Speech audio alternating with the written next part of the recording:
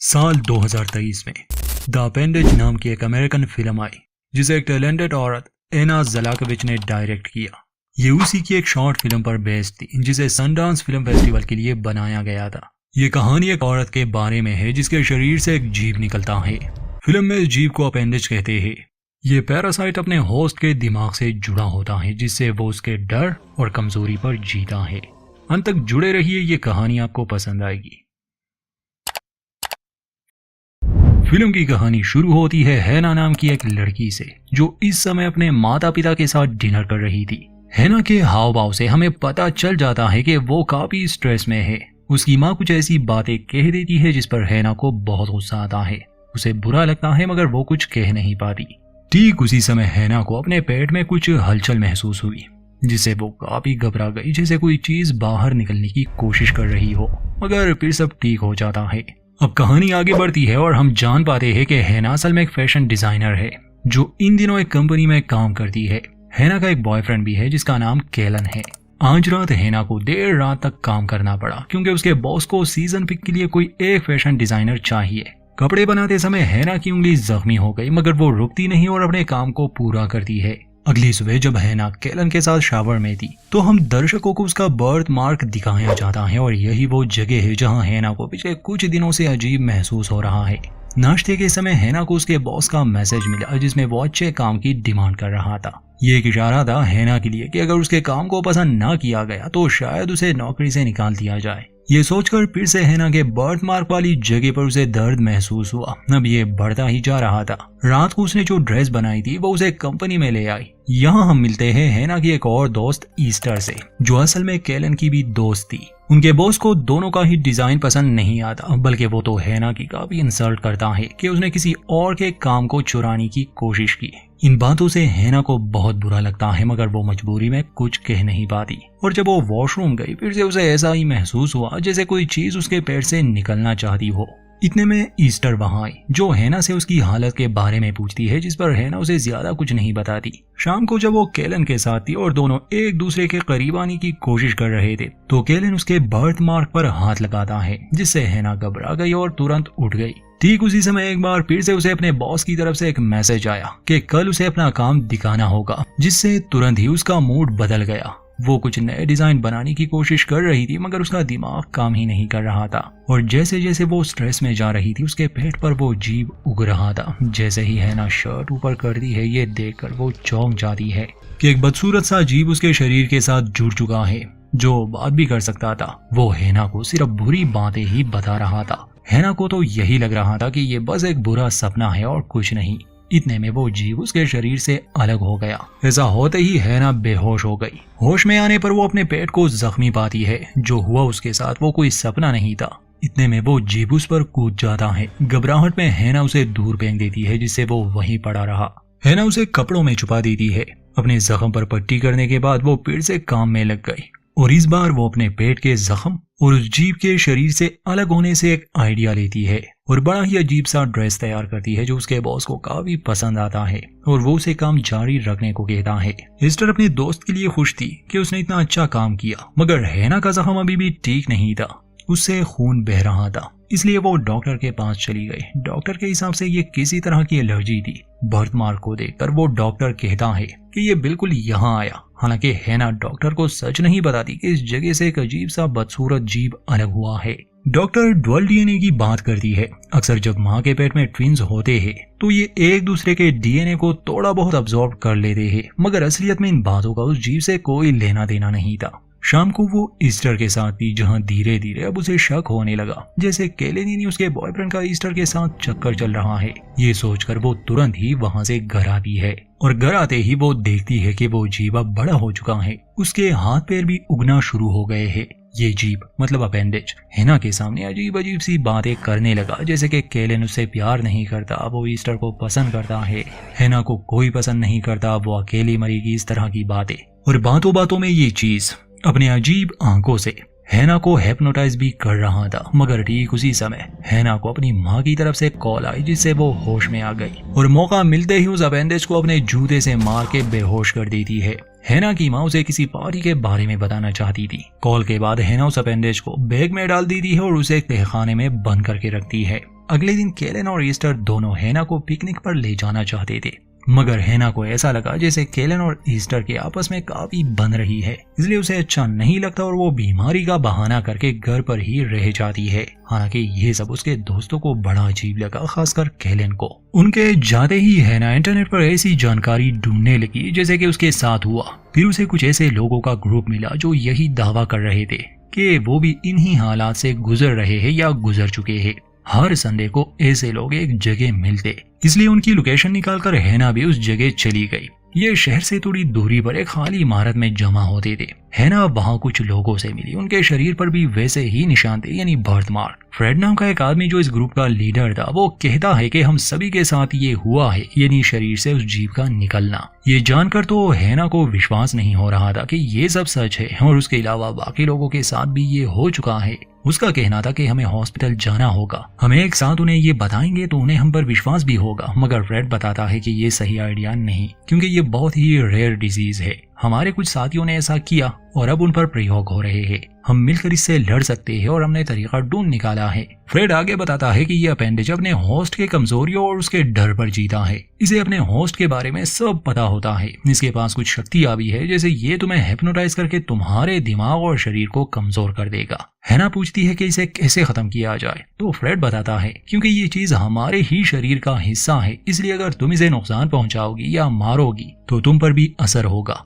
Fred के पास नशे के इंजेक्शंस थे, जिससे ये अपने होस्ट को नुकसान नहीं पहुंचाएगा और ये लोग अपनी नॉर्मल लाइफ जी सकते हैं। काफी समय से इन लोगों ने अपने अपेंडेज को कैद में रखा है और अपनी आम जिंदगी जी रहे हैं। इनमें से हर एक की जिंदगी में कुछ ना कुछ बुरा हुआ है, जिस वजह से इस जीव ने जन्म लिया। फ्रेड के दिए गए इंजेक्शन को हैना ले लेती है और ये बात भी अब उसे समझ आ गई कि उसे इस जीव को खुद पर हावी नहीं होने देना। इस ग्रुप में हैना की मुलाकात क्लाउडिया नाम की एक औरत से भी हुई और बाद में दोनों की दोस्ती हो जाती है। क्लाउडिया हैना को अपने घर कॉफी पर इनवाइट करती है, जहां ये दोनों एक दूसरे के बारे में और जान लेते हैं। हैना उसके घर में ही थी जब उसे कमरे से अजीब आवाजें आई। क्लाउडिया कहती है कि वो मेरा अपेंडेज है, जिसे उसने पिछले 1 साल से कैद में रखा है। क्लाउडिया एक डिवोर्स औरत थी जो अकेले बहुत खुश है। नशे का वो इंजेक्शन लिए वो अपने अपेंडेज को शांत करने जाती है और जब हैना घर आई तो वो भी ऐसा ही करती है, यानी फ्रेड का दिया हुआ वो इंजेक्शन वो जीप को लगा देती है, जिससे खुद हैना को भी नींद आने लगी। मगर फ्रेड ने कहा था कि वो इस पर काबू पा सकते हैं। रात को वो काम में बिजी थी कि उसका बॉयफ्रेंड केलन उससे मिलने आया, जिसे देखकर वो खुश थी। मगर केलन को लग रहा था कि हैना के साथ कुछ गड़बड़ है। तो जब वो उसे बताने की कोशिश करती है कि उसके शरीर से एक जीव अलग हुआ है, वो केलन को दिखाना भी चाहती थी, मगर केलन को कहाँ विश्वास होने वाला था। उसे लग रहा था कि हैना बहुत स्ट्रेस में है और शायद उसने खुद को ही जख्मी कर दिया है। जब वो ये कहता है कि मुझे और ईस्टर को तुम्हारी फिक्र है, तो फिर से हैना को यही डर सताने लगा कि शायद ये दोनों एक दूसरे के करीब आ चुके हैं और अब ये हैना के पीठ पीछे उसकी बुराइयां करते रहते हैं। इसलिए वो आगे कुछ नहीं कहती और ना ही केलन को उस जीव के बारे में कुछ पता चलता है। अब हैना परेशान रहने लगी थी। अगले दिन काम पर जब ईस्टर उसके पास आई तो हैना उस पर गुस्सा करती है। काम को लेकर फिक्र तो उसे थी ही, दूसरा उसका वो भयानक सीक्रेट भी अब उसे जीने नहीं दे रहा था और ऐसी बहुत सी बातें थी जिसे वो समझा नहीं पा रही थी, तो उसका स्ट्रेस बढ़ता जा रहा था। सिर्फ एक इंसान थी क्लाउडिया जो उसे समझती थी, उसे सुनती थी। तो एक रात वो उससे मिलने गई, दोनों की ढेर सारी बातें हुई। फिर क्लाउडिया अपना एक सीक्रेट रिवील करती है। वो बताती है कि उसका पति उसे धोखा दे रहा था और जल्द ही वो उसकी जिंदगी भी बर्बाद करके चला जाता, मगर उसने अपने अपेंडेज को कुछ समय के लिए खुद पर हावी होने दिया, जिससे सभी राज क्लाउडिया को मालूम हो गए और उसने तुरंत ही अपने पति से डिवोर्स ले लिया। वो हैना को समझाती है कि वो थोड़ा बहुत कंट्रोल अपने अपेंडेज को दे सकती है, जिससे उसे काफी मदद मिलेगी, मगर पूरी तरह वो उसे खुद पर हावी ना होने दे। हैना खुद भी इन हालात से तंग आ चुकी थी। वो क्लाउडिया को अपना एक राज बताती है कि जब वो हाई स्कूल में थी तब उसने अपनी जान लेने की कोशिश की थी, अपनी कार का एक्सीडेंट करवाया जिसमें वो बच गई, मगर अपनी माँ के नजरों में वो हमेशा के लिए गिर गई, इसलिए अब वो उससे प्यार नहीं करती। असल वजह ये थी कि हैना को किसी ने समझने की कोशिश ही नहीं की और वो हमेशा अपने अंदर बातें छुपाए रखती थी। उस रात जब वो अपने अपेंडेज को बेहोश करने गई तो वो उसकी कुछ बातें सुनने लगी, मगर वो जीव इतना चालाक और शक्तिशाली था कि वो तुरंत ही हैना को हिप्नोटाइज कर लेता है। हैना कोशिश करती है कि वो उसे इंजेक्शन लगा दे, मगर इंजेक्शन खाली था। अपेंडेज हैना पर हावी हो चुका था और देखते ही देखते हैना बेहोश हो गई। जब उसे होश आया तो वो अपेंडेज वहां से गायब था। हैना को फिक्र होने लगी, इसलिए वो उसे ढूंढने में लग जाती है। इतने में उसकी माँ की कॉल आई। वो हैना को याद दिलाती है कि उनके यहाँ पार्टी है और उसे कुछ खाना लाना होगा। हैना उलझन में थी। उसकी माँ गुस्सा करती है और पूछती है कि क्या वो नशे में है। ये सुनकर अपने अपेंडेज को ढूंढने के बजाय वो अपनी माँ के लिए खाना ले आती है। मगर हैना की तबीयत अब ठीक नहीं लग रही थी। वो वॉमिट करती है उसी खाने पर जिस पर उसकी माँ भड़क गई। हैना अपने पिता से माफी मांगती है और अपने घर आकर बिस्तर पर लेट जाती है। असल में अब उसने हार मान ली थी, जिस वजह से उसका अपेंडेज अब और भी शक्तिशाली हो गया और उसने एक इंसान का रूप भी ले लिया। वो उसके डर और कमजोरियों पर जी रहा था, जैसे वो अपनी लंबी सी जीभ निकालकर उसके शरीर से जोड़ देता है।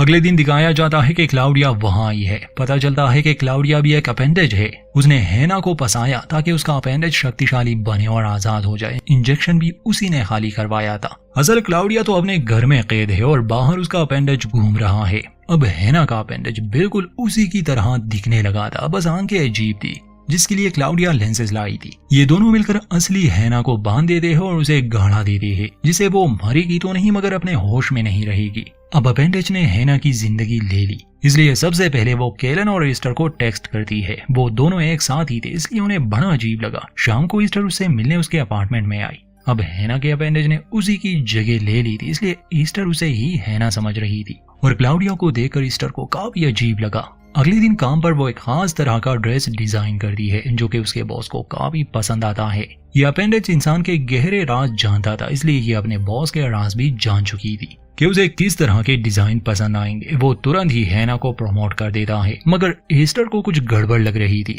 काम के बाद हैना और क्लाउडिया उसी इमारत में जाते हैं जहां इन जैसे लोगों का एक ग्रुप था और पता चलता है कि असल में वहां मौजूद वो सभी लोग असली इंसान नहीं थे, बल्कि उनके अपेंडेज थे। उन्होंने हैना को मजबूर किया अपने अपेंडेज को आजाद करने के लिए। ब्रेड पिछले कुछ महीनों से ये समझने की कोशिश कर रहा है कि अपने होस्ट के अलावा वो किसी आम इंसान के डर पर जिंदा रह सकते हैं या नहीं।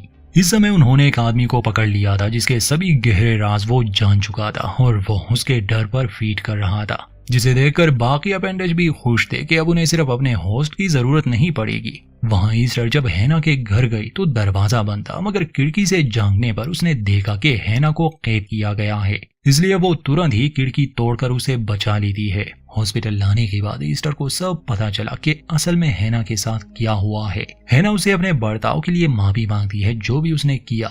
वहां दूसरी तरफ हैना का अपेंडेज केलन से मिलने गई जहां वो उसे सीरियस कर रही थी। अपेंडेज को केलन का एक राज मालूम था, वो ये कि केलन की माँ जब मर गई तो वो ही सबसे बहुत टूट गया था। उसी कमजोरी का इस्तेमाल करके वो अपेंडेज उसे अपना शिकार बना ले रहा है।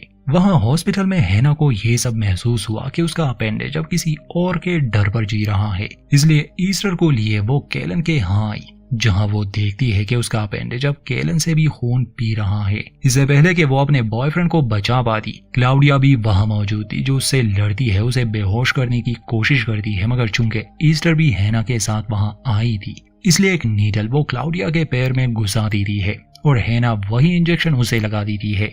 इसके बाद वो अपने अपेंडेज की जुबान काट लेती है, जिससे वो काफी कमजोर हो गया।